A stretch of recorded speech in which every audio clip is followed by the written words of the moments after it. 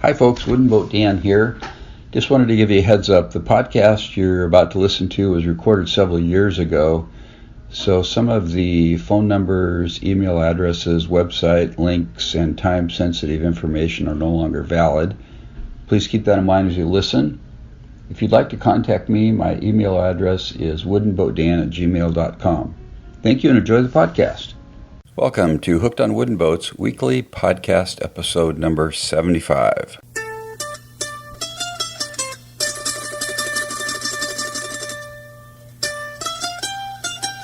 I am your host, Dan Matson, aka Wooden Boat Dan. If you can't do it, well, you get my drift. And this is the world's first podcast fully dedicated to celebrating the art, craft, history, tradition, and romance of wooden boats all over the world. Welcome to the podcast today, folks. Great to have you back. Or for first-time listeners, I hope you enjoy the show. This is a podcast where we talk about getting in the game. That is the wooden boat game. It's all about having fun with wooden boats. Today's featured segment is an interview with Captain Ken Greff. It's actually part 2 of an interview that I played part 1 last week on episode 74. So in episode 75, we'll continue that interview with Ken, who is a boat captain. He's the president of the board of Sound Experience, who manages and uses the vessel Adventurous around Puget Sound for all kinds of great purposes. So stay tuned in for that interview. If you'd like an easy way to get around my website, I've recently added a page called Index. So if you go to hookedonwoodenboats.com/index, or you simply click on the index menu on the home page, that takes you to a list of all the episodes that I've published, which is 75 now. And so the episode number is there, and who I've interviewed or what the podcast is about, and a little bit more information. So it's a quick way to navigate the site and figure out where you want to go, what podcasts you'd like to listen to, and that sort of thing. So I would encourage you to check that out if you haven't. I did work on my canoe this week, which is awesome. I needed to put one more coat of paint on the hull. For those of you that don't know, I'm building a 12-foot lap straight canoe. Started it about a year ago. It's about 90% done. And I had 3 coats of paint on the hull. I put the 4th coat on. It came out beautiful except for 2 holidays, as painters call them, where I actually missed a couple small spots. So it's actually going to be pretty easily repairable. I'll take some 320 paper and just sand some real small areas, take my foam brush and apply a little bit of paint, and then I'll be done with the outside hull of the boat. Next, I'll be turning the boat over and waiting for a little bit warmer weather to put on about 3 to 5 coats of varnish on the interior of the boat. But I'm pretty excited. I've just been putting it off, getting that last coat of paint on there. But I'm really happy I did it. It feels great. It's just one of those things you just got to get out and do it. This past Friday, I spent the day in Port Townsend, Washington. Had a great time, visited the Northwest Maritime Center, took some photos there of a kayak building class that was put on by Pygmy Kayaks. Got to talk to some of the students, interview a couple that is building a kayak, or did build theirs there, and did a short interview with John Lockwood, and also got to go down to the Haven Boat Works and check out the Adventurous, which is in dry dock there, finishing phase 4 of her centennial repairs, which is planking the port side of the boat, and got to do an interview with Captain Daniel Evans, which is really fun. Sat right on the Adventurous in the captain's stateroom, did an interview. It was really cool. I'll be playing that in the next few weeks, so you're going to want to stick around for that. It was really fun. Today's Wooden Boat Hack number 17, Wooden Boat Hack of the Week, is to keep a brainstorming pad in your shop next to your project. So what I recommend is you actually buy a spiral notebook, and that way you don't have loose leaf pages laying around, and you keep it in your shop next to your project. And when you have ideas or you want to write down things that you don't want to forget, or you're brainstorming, or you figured out better ways to do your project, or you decided you need some supplies, or you decided, when I finish this boat, I need to do this, or I need to research this. You can make those notes in your brainstorming pad, and I'd recommend you put a date there. And that way you'll kind of have a log of your progress through the boat. And I've started doing this myself, actually. I haven't done it in a spiral book, but I'm going to get one. Actually, I've got one. I just need to take it down to the shop and keep my notes in it as I'm working on my projects. A great way to just kind of keep track of what you're doing, come up with ideas. Sometimes when you start writing things down, the creative juices start flowing. For instance, when I was painting my kayak this week, the previous coats of paint that I was rolling on with a foam roller, first I was doing was painting the garboard of the boat, which is actually the bottom of the boat on this. And then I was painting one strake at a time, or one panel at a time from end to end. But what I found, it was much easier to paint, after I did the bottom or the garboard, to paint the 4 side panels or strakes, each together, paint all 4 together. So I would paint horizontally about 24 to 36 inches of all 4 strakes with my foam roller, and then tip them off with my foam brush. And that worked much better than painting each strake end to end and tipping them off. So that's one thing I can put in my brainstorming log. So I would encourage you to do that. And then you'll be able to go back through that and see some of the things you've learned and what you do differently next time and that sort of thing. So there you go, wooden boat hack number 17. I'd like to give a shout out to our new subscribers this week, Trey Witcher, Tim Wilson, and Efren Deandante. These folks have subscribed to my monthly electronic newsletter. I would encourage you to do the same. You can go to hookedonwoodenboats.com/subscribe. Give me your first and last name and your email address, and then I'll shoot you my newsletter once a month, give you tips and tricks and resources, links to videos, tell you what I'm up to, what Hooked on Wooden Boats is up to. It's just a way to connect with folks and stay in touch. So I would encourage you to do that if you haven't done it yet. I would like to encourage you to leave feedback or comments about the show or ask questions. And you can do that by going to hookedonwoodenboats.com/voicemail. And that takes you to a page where you can actually record a message directly from your computer or your smartphone. And I'll get that message, and it's just a great way for me to connect with you and some of those I play on the show. In fact, I'm going to play one today from Captain Mike. Mike's got some comments here I'd like to share. So take it away, Mike. Hey, this is Mike Oswald, O-S-W-A-L-D. I own a classic yacht, or actually I'm the caretaker of a classic yacht. She was built in 1940. She was an Ed Monk design, actually, that he did in 1927, but not built until 40. She was built by Tacoma Boat Company. Her name is Freya, and as I said, I'm the caretaker. Been around wooden boats for many, many years, both here and in the Caribbean. And I, like many people, have gravitated to your Hooked on Wooden Boats. Enjoy listening to your podcasts. And hope to hear many, many more of them.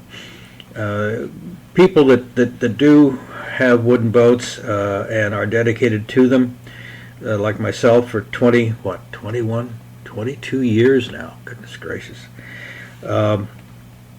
Like hearing about other people that are also inflicted with the dry rot disease. And you brought out some interesting characters and personalities, and that is appreciated, very appreciated. This weekend, on the 16th, I believe it is, we're going to have the change of watch of the Classic Yacht Association. There's going to be a lot of old dry rotters there, and it should be a fun time. And I hope that you have a chance to interview some of the people that own some of the, well, let's say larger classic power boats. By larger, I mean those boats of 25 foot to whatever. Those boats were always unique, and I always consider them unique because unlike a lot of power boats out there today, we leave little, if any, wake. And our engines were usually, though large and slow turning, rather efficient and didn't burn that much fuel compared to what some of these plastic boats burn on an hourly basis. But enough of that. Thank you very much for your efforts. We do appreciate them, and we're going to be going into 3 sheets every so often just to listen to you. Take care, my friend. Bye-bye. Thanks, Captain Mike, for your kind comments. I appreciate it. And I'd like to get hooked up with the Classic Yachts people here. I think you're in Seattle. In fact, if you get this, shoot me an email if you would, and we'll try to hook up. I'd love to see your boat and some of the other boats around the area. Those classic yachts are kind of what I grew up down on the Columbia River, 38-foot Richardson, 28-foot Chris Craft, 21-foot Chris Craft, that type of stuff. Wooden boats are really fun, so thanks again for connecting, Mike. Okay, it's off to the interview with Captain Ken Greff of Sound Experience and Adventurous. Again, this is part 2. If you'd like to listen to part 1, go to hookedonwoodenboats.com/074. That'll take you to episode 74, and you can listen into part 1 of this interview. Okay, take it away, Ken. Hey, Ken, let's spend just a minute talking about the vessel itself. Oh, sure. Yeah. We'll wrap it up here in a couple minutes. But so some of the things that I know about the boat, just by kind of looking at your website, she was built in 1913, designed by BB Crowninshield, out of New York, I believe.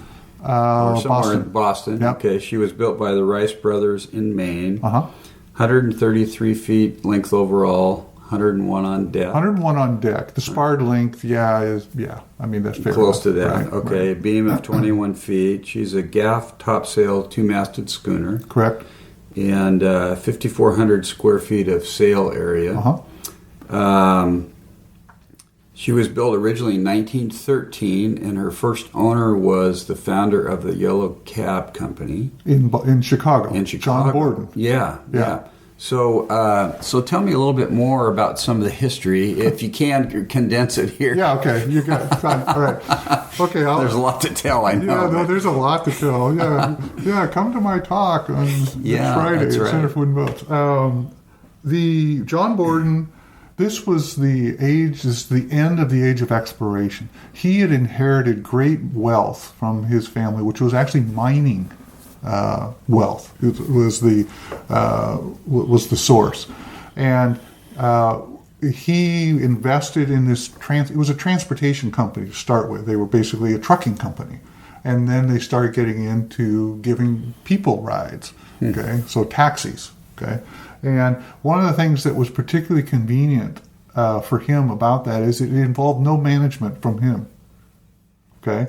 So he was a young guy. He was in his early 30s when he inherited all this. And he was enamored with the idea of adventure.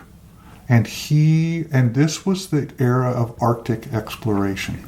Right? Perry had only been to the North Pole in 1908. And this was a time when we knew there were parts of our planet that were still undiscovered, and we went there by land or by sea because, as we were saying, the Wright brothers was what, 06, right?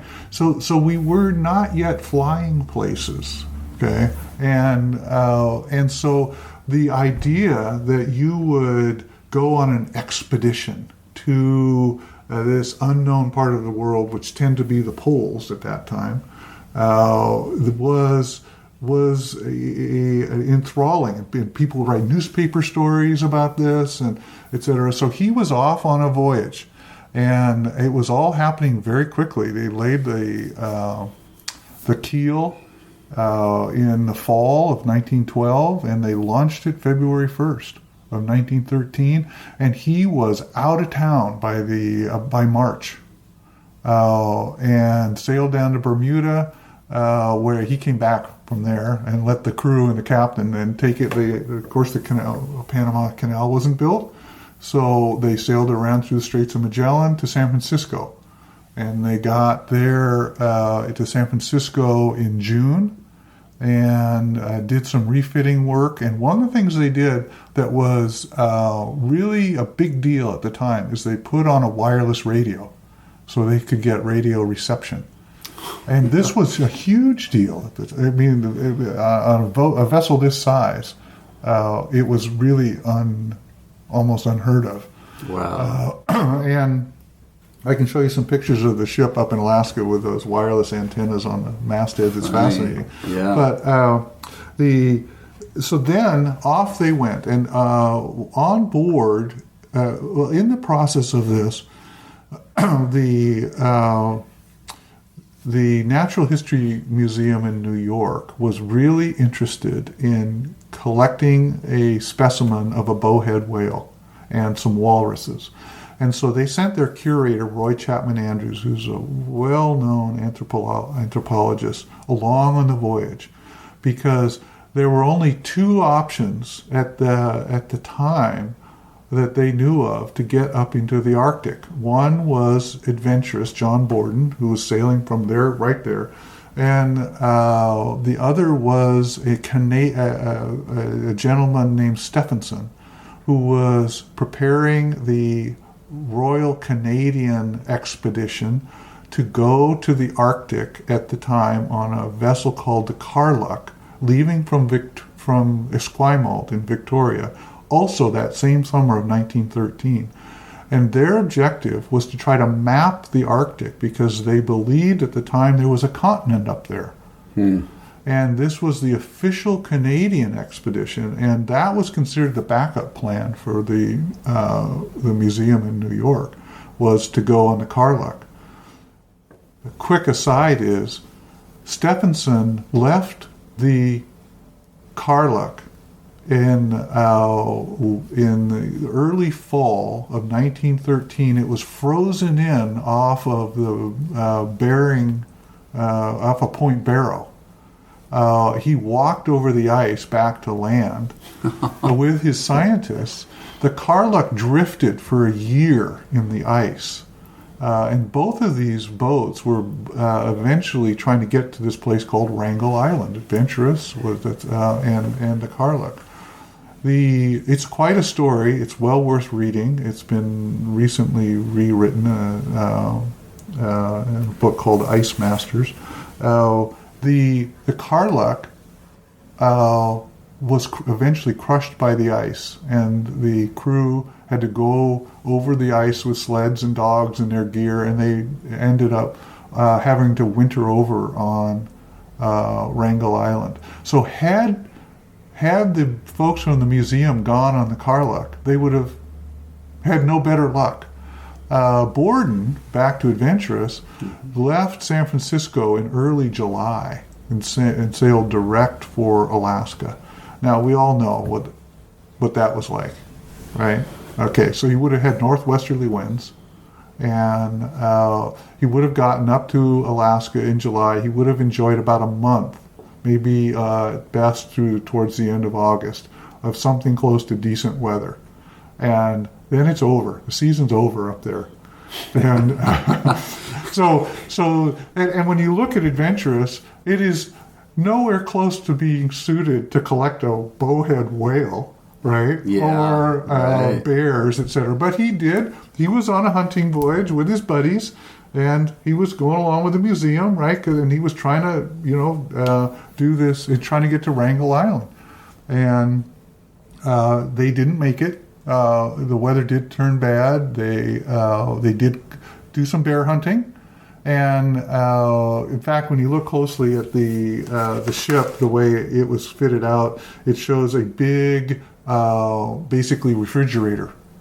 So you can see that he had built it so that he would have space to bring some of his what he collected back with him. Oh, okay. Wow, so they'd planned that in, a big refrigerator freezer, and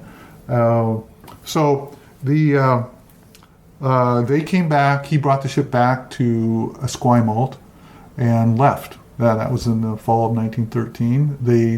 We believe there were a few small specimens. We have some pictures of that voyage. That Roy Chapman Andrews did all he could as the museum representative to collect what was possible, and then as World War I was breaking out in 1914, the San Francisco bar pilots had lost one of their ships and they needed another. And so they had known about the Adventurous because it had come through San Francisco. They came up to Esquimalt, bought it, put it into service in 1915, which is why the bell says San Francisco Bar Pilots 1915. And it served as a San Francisco bar pilot schooner until the early 50s. In 1952, it came here in January of 1952. It was sailed from San Francisco to Seattle, purchased by Doc Freeman, and well-known Puget Sound sailor Doug Fryer was aboard as crew, as an 18-year-old at the time. And it was fascinating to talk with him about his experience on that Doc voyage. Freeman had a boat shop down at Lake Union. He had a boat shop and a chandelier down at Lake Union. He bought it basically spec. He was a boat dealer. There was a schooner available. He bought it, sailed it up, right? Yeah. And it changed hands a few times. Eventually was purchased by Monty Morton, who was the person that founded Youth Adventure and started taking youth on it. Ernestine Bennett, then who had been a Girl Scout leader, along with her other fellow Girl Scout leader, Dorothy Rogers, out of Oregon, had been bringing girls up for years. When they heard that Monty was thinking about changing, they didn't want to see it not continuing to be available for kids. So Ernie moved up to Seattle with her husband, who was an electronics engineer, and they took over Youth Adventure. And until we talked about the transition to Sound Experience. Mm-hmm. One interesting tidbit, the last 3 schooners that the San Francisco bar pilots operated was the Gracie S, the Adventurous, and the Zodiac. It was known as the California. Okay, California. The Gracie S was actually bought by Sterling Hayden, came up here to Seattle. He sold it to a gentleman named Ed Kennel, and he sailed it around this area for quite some time, did a race to Hawaii in it, sailed it up to Alaska, took Sea Scouts on it, and it was a Seattle Yacht Club vessel. I think there's many people in the area that still are very familiar with the Gracie S. It was then sold back to Sterling Hayden, who took it back down to Sausalito, named it Wanderer, and that's the infamous voyage that he did in the mid-50s, where he sailed out of Sausalito to Tahiti with his 2 kids against the wishes of the divorce court. And that made great headlines at the time, etc. Yeah. And he went direct from Sausalito to Tahiti. The voyage, the ship subsequently changed hands and unfortunately then was lost on a reef in the South Pacific. So it's gone. Wow. So the last 2 remaining vessels that have been in pilot service on the west coast of North America are the Adventurous and the Zodiac, now called the Zodiac. Adventurous is the oldest and was the first in service. And this is probably one of its service as a San Francisco bar pilot vessel is one of the main reasons why it is recognized as a National Historic Landmark, in addition to its design and what it represents as a schooner of that era.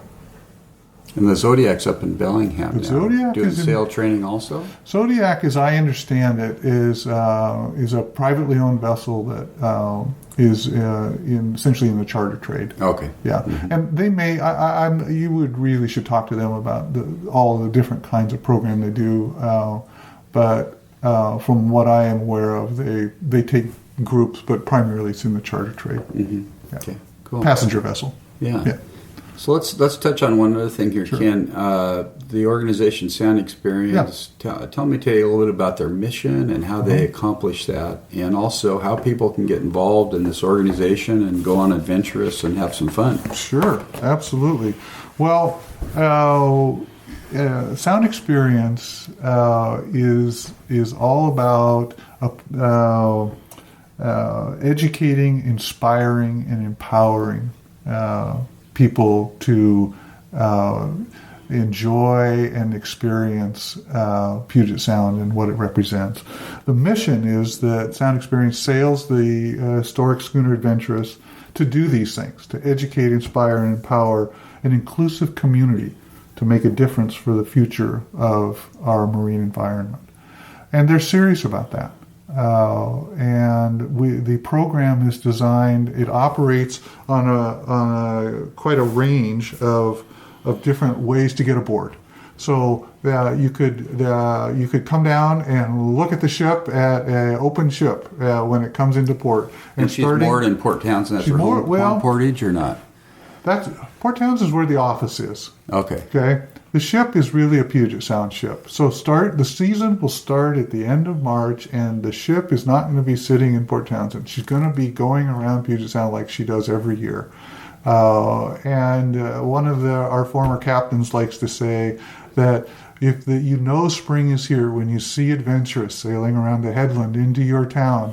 And I like to say that adventurous is the National Historic Landmark that comes to your town. Yeah, right? And we come to you. So the ship will start its circuit and we will go to Seattle and Tacoma and Gig Harbor and Olympia and Bainbridge and Everett and Port Townsend and Friday Harbor and Bellingham and Coupeville and ports in between. And most of that schedule is planned in advance, and it's about this mission of educating and empowering and inspiring people to connect with our marine environment, and it's designed in that transit to be very inclusive with the community. So we will come and do a port, an open ship when we come into port. It'll be scheduled and announced to the community. People want to come down, see what's happening on board, get a tour. Get a tour. You can get a tour for free. And one of the things that we started doing last year that we expect to do more of on those kinds of events is that we're partnering with the University of Washington Marine Sciences Department and Ben & Jerry's to study microplastics, which is we know a lot about the problems with plastics in our oceans, but one of the things that people are beginning to try to understand better through the leadership of the University of Washington and other universities is as these plastics break down to microscopic levels, what is the impact on the water and the fish, etc. So trying to figure out how to measure this and to understand it is very much cutting edge. So we partnered with them and we're collecting some data. And so one of the things we're doing when we're coming into these ports is that we are creating an opportunity for people to see this research and its effect in real time. And as part of to make that inclusive, we're part of an inclusive community. Ben & Jerry's is offering free ice cream when we do this. Right? Nice. So you can come down and you learn something about. Yeah, exactly. So those days, those events will get announced. So you're doing the research as you travel. As we travel, these communities, people can see the research, get some free ice cream. That's right. Go on a 100-year-old schooner. And that's a PR. That's about outreach to the community. It's about the education component, and it's about accessibility. Right? Yeah. And then another level is you can go on a public sail. So you can pay to go on a 3-hour sail and go out and actually experience the ship sailing. And those get scheduled in different ports. And those that you can see and look on our website, soundexp.org. Okay. and find out information about that. So that's another option. Or you can participate in the program itself. A day sail is more of an introduction to the ship and what we do, or you can actually go on a scheduled program.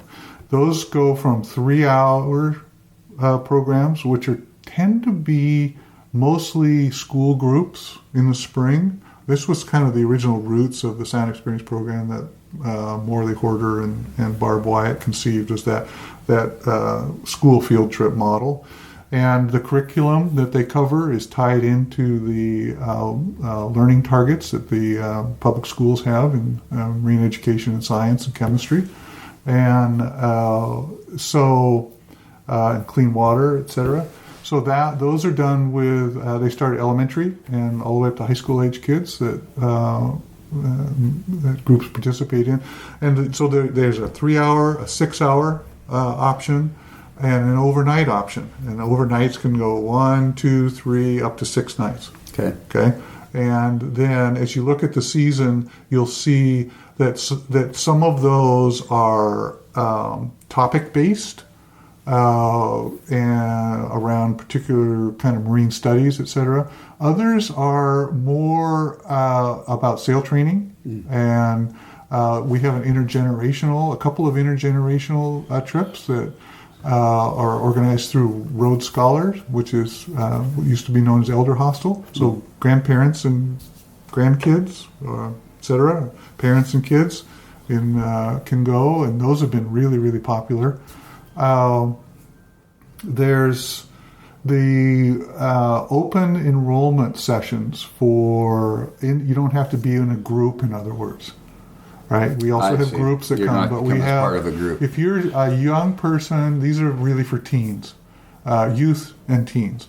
And there's at least 2, if not 3 of those every year that are just, you're an individual, or you know about, or you want to send your grandson or granddaughter or what have you. You're not tied to a group. You can still go, and those are tend to be in the summer period when the kids are out of school. Yeah. And then we do adult overnights. Many of those are on weekends, or extended weekends, or on holiday weekends. Again, at times when adults can often get away without too much difficulty. One of the things our members, to get involved with Sound Experience, one of the best ways to become a member. As we've been talking about, keeping a ship like this going doesn't happen by accident, and it happens because people care, and you care about keeping something like this alive. Come and be part of it, and we really extend that invitation to anybody that is interested. And a great way to stay in touch is to become a member. It's inexpensive. You get a connection to the organization, regular communication, and you get to know that you're one of the people that is standing behind something that is this unique and this special. How many members do you have, Ken? We've got about 500. Wow, cool. And there's an annual membership. There's an annual membership. I don't know if I know that off the top of my head. That's fine. I'm sorry. That's no problem. Yeah, and I should know that. Yeah, you should. Yeah, I should know that. Right, I'll work on that. Another thing that people these days like to do is to friend us on Facebook. Oh, and that way it's a very regular update. Yeah, that's another fun way to come to a volunteer work party like I did. It's got me started. Where are those held typically? Just all over different ports? Well, the volunteer work parties tend to be when we're working on the ship in the winter. So in the last few years, it's been in Port Townsend. Port Townsend, yeah. The other thing you can do is, I'm not sure when you're going to be sharing this, but if people are interested, the Centennial Launch event is going to be on March 23rd in Port Townsend. Is that a Saturday, Ken? It's a Saturday, and it's an open ship. Will be right there. The details will be on the website as they get finalized in terms of. So they're going to put her in the water that day. They will. The ship will already be in the water. Yeah. We're going to celebrate the launch of the Centennial. Yeah, the Centennial season. I don't want to constrain the shipyard's launch right? I want them to get her in the water when they're ready. Yeah. Right? We'll do our celebrating separate from that. Yeah. But it'll be a fun, burger roast kind of March 23rd. March 23rd. What time? It'll be early afternoon. Let's say the details will be good. I think they're finalizing some of that, and that'll get posted on the website. We'll be at the festivals. We'll be at Center for Wooden Boats Festival in July. We'll be at the September Festival in Port Townsend. And I should say that our annual event, which is our big fundraising event for the year, is on September 20th. It's a Friday at the Mohi Museum of History and Industry at South Lake Union Park. The ship will be there, and we'd love to have anybody that's interested come and join us. That's really a time to come and celebrate what's happening and what has happened. Is it like a dinner auction type thing? It's a dinner auction kind of a exactly. September 20th. It's a party. It's the party of the century. Yeah, cool. And, so this will be your centennial. Well, you'll see us announcing that, but that's something to save the date on that. And actually, I hope that you might be able to join us. It should be really a lot of fun. Cool. Very cool. So what's a minimum size crew that boat requires? In terms of actual, the scale. Let's not talk about Coast Guard regulations or anything. How many people? A captain and a couple hands? I would say, minimum, if you want to just talk about sailing the ship itself, probably at least a half a dozen. Really? Okay. In truth, Sound Experience operates more with about 10 or 12.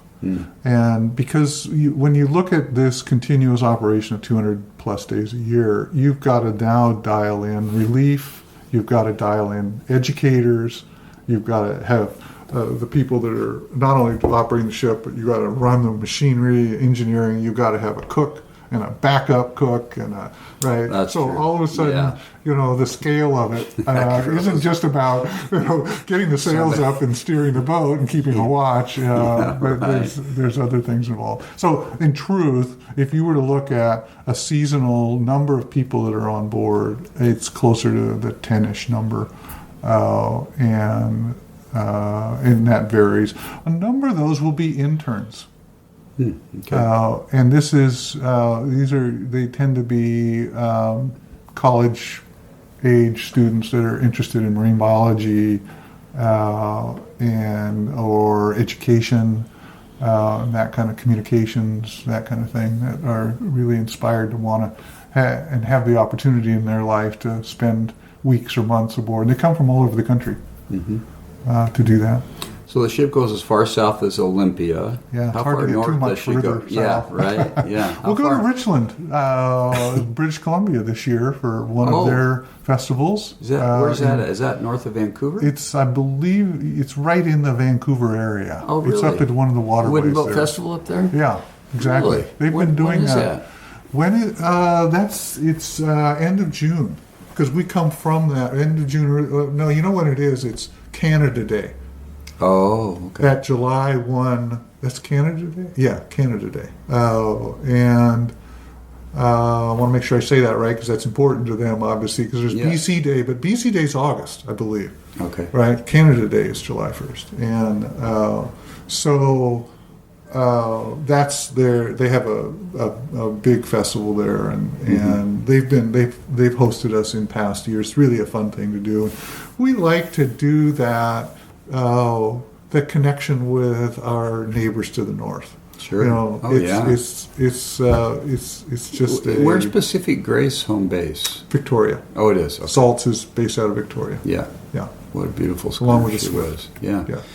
Well, I really appreciate your time today, Ken. You're welcome. Really fascinating information, and just wonder if there's anything else you'd like to add as we wrap up here.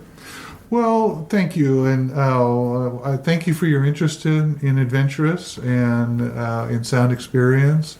I think what you're doing here is fantastic. It gives people an opportunity to access wooden vessels, and I think that it's important to create that type of access, because I think we really can't overestimate the importance of keeping historic vessels alive.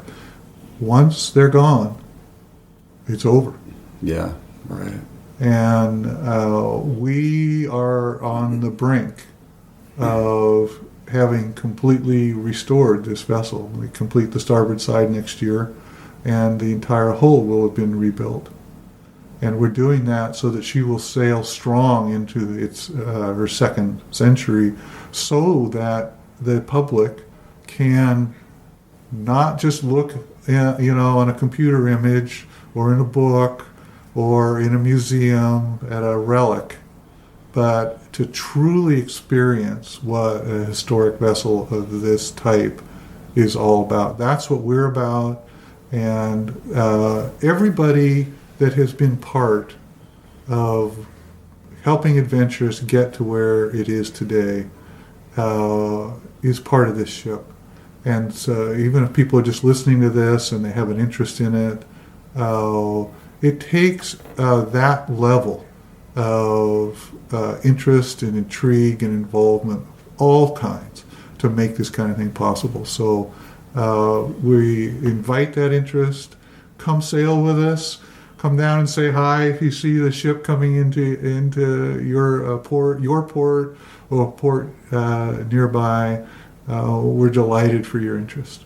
Thank you. Very cool. For those listening, she is an absolutely beautiful schooner. If you've never seen her on the water, she's very iconic and just amazing ship. I've seen her around Puget Sound for quite a few years now, and 60 years now.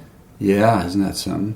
The majority of its history is actually here in Puget Sound. Yeah, that's right. It would be now. Isn't that interesting? When we think about those early years, but the span of time, it's actually the majority of it's been here. In Puget Sound, so. Yeah, soundexperience.org, or it's actually soundexp.org. Soundexp.org is a place for people to go and look. That's the website, or like us on Facebook. That's the best. You can go on the webpage and look under our ship, and it'll show Where's Adventurous Today. And so that's our modern AIS technology at work. Nice. And that's a fun way to know. And you can look on the calendar to see the ship's schedule is right there. So you can see where we may be, find out if there's a public sale or an open ship coming up. But we're so pleased to be here in the centennial year. We really want to make this all about thanking the public and individuals that have been a part of helping Adventurous get to where it is, and to really celebrate and reflect on how this is meaningful really to everyone that has an interest in this kind of thing. Yeah, cool. Well, very good. Well, thanks for your time today, Ken. I really appreciate it. You're welcome. Thanks for being on the show. We'll talk to you soon. All right, take care. Thanks, Ken, for inviting me to your home and spending the time to do the interview. It was really a blast. You're very passionate about what you're doing, which makes it really fun for me to connect with people like that. I really appreciate it. And if you'd like to see what Sound Experience is up to, you can go to their website at www. Why do I say www? Nobody says that anymore. Because you don't need to put it in your URL browser. So let's try that again. soundexp.org. soundexp.org is their website. And you can see they got a zillion pictures, information about all the programs they do. If you haven't yet gone out on Adventurous, you've got to do it. It's an absolutely fabulous boat. It's a great story. It's a historic landmark, as Ken has explained in his interview. It's just pure fun stuff. So check it out, folks, when you get a chance. I would appreciate it if you would connect with me. You can do so via email, dan@hookedonwoodenboats.com. You can subscribe to my e-news list, hookedonwoodenboats.com/subscribe. You can leave comments on my website. Next to the show notes, which I publish for each episode, I write a little bit about the interview, the podcast, and have some pictures there, so check that out. You can find me on Facebook, Twitter, and Pinterest if you look for Wooden Boat Dan there. And you can find the podcast also in iTunes. And I would love it if you would leave a 5-star review for me in iTunes if you enjoy the show. I think last time I checked, I had 27 5-star reviews, which is pretty cool. So check it out. If you'd like to help support the podcast, go to hookedonwoodenboats.com/Amazon. That takes you to Amazon's website, and if you make a purchase of any product there, I get paid a small commission. You can also go to hookedonwoodenboats.com/JD, which takes you to Jamestown Distributors website, which is a marine and boat building supply website. They've got great products, good prices, fast shipping. I've purchased there myself. If you buy through that link, I get paid a little bit. You can also go to my website, click on the store button at the top, and purchase sandals, t-shirts, hats, water bottles, coffee mugs, that sort of thing with the Hooked on Wooden Boats logo, and support me that way and sport a cool looking whatever piece of gear. So again, thanks for tuning in today. It's been great having you. If you're not in the wooden boat game yet, I would encourage you to get in somehow. Get out on a wooden boat, build a wooden boat, buy a wooden boat, join a wooden boat club, go to a wooden boat festival. There's lots of ways to get involved. People are having fun preserving the art, craft, history, and tradition of wooden vessels all over the world. So until next week, keep the bright side up and the barnacled side down. Wooden Boat Dan, over and out. God bless.